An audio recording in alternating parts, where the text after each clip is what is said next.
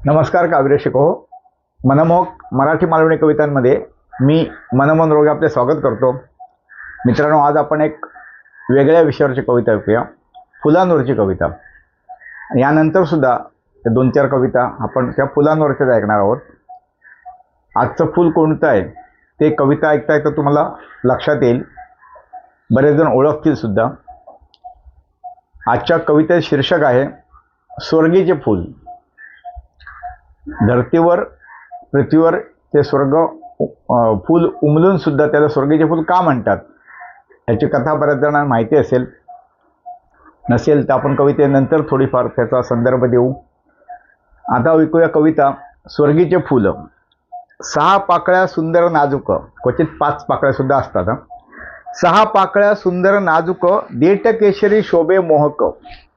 6 पाकळ्या सुंदर नाजूक, देठ केशरी शोभे मोहक. मृदू कोमल शुभ्र देखणे, मृदू कोमल शुभ्र देखणे, जमिनीवरचे जणू चांदणे. मृदू कोमल शुभ्र देखणे, जमिनीवरचे जणू चांदणे. जेव्हा निजते अवघी सृष्टी, जेव्हा निजते अवघी सृष्टी, तेव्हा स्वर्गीच्या पऱ्या उतरती. जेव्हा निजते अवघी सृष्टी, तेव्हा स्वर्गीच्या पऱ्या उतरती. नाजूक करानी कळ्या गोंजारती, नाजूक करानी कळ्या गोंजारती. काने त्यांच्या हितगुज करती. कळ्यांची मोहक फुले मग होती, कळ्यांची मोहक फुलं मग होती.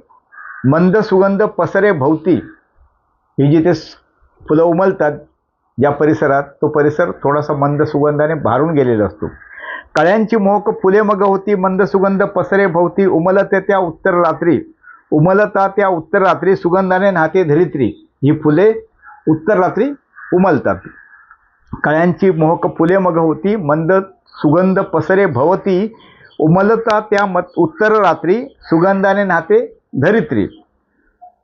रुसली जेव्हा सत्यभामा मधुवरी, मधु म्हणजे कृष्ण. रुसली जेव्हा सत्यभामा मधुवरी, तिला बोलवण्या आणले श्रीहरी. स्वर्गातून हा वृक्ष भुवरी, स्वर्गातून हा वृक्ष भुवरी. कथा पुराणात वाचा खरी, कथा पुराणात वाचा खरी. केवळ ईश पूजेत याचा मान. ही फुलं ईश्वरी पूजेशिवाय, देवाच्या पूजेशिवाय अन्यत्र वापरली जात नाहीत. सजावटीसाठी आणखी कशाला वापरली जात नाहीत. केवळ ईश पूजेत याचा मान, आवडते सर्वांना दिसते छान. केवळ ईश पूजेत याचा मान, आवडते सर्वांना दिसते छान. जाणा हे स्वर्गीचे फुलं खचित, जाणा हे स्वर्गीचे फुलं खचित.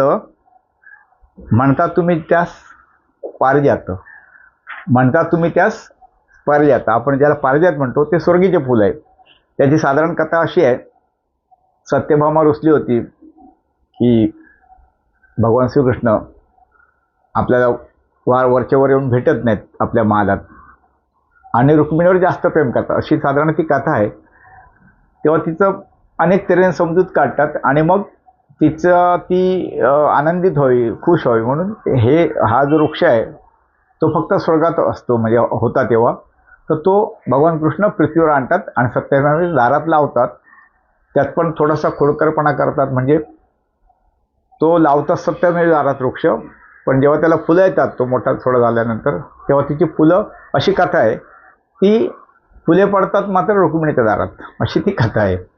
तर ही कथा आणि ही कविताही तुम्हाला आवडली तर लाईक करा. काय चुकलं असेल तर सांगा, सूचना असतील तरी सांगा. आपल्या मित्रमंडळांना शेअर करा आणि कविता आवडली असेल तर लाईक करा, कमेंट करा. चॅनलला कोण नवीन असेल किंवा कोणाचं राहिलं असेल तर कृपया सबस्क्राईब करा. सध्या थोडंसं व्हॉट्सअपला बदलल्यामुळे ते सबस्क्राईबचं दिसत नाही, तर चॅनलच्या नावावर प्रेस करून मग करायला लागतं. थोडीशी त्रासाचं आहे तेवढं. हे थोड्या दिवसासाठी कदाचित असेल, पण आहे सध्या, ते करा. आता आपण पुढची कविता ऐकूया, एक फुलावरचीच.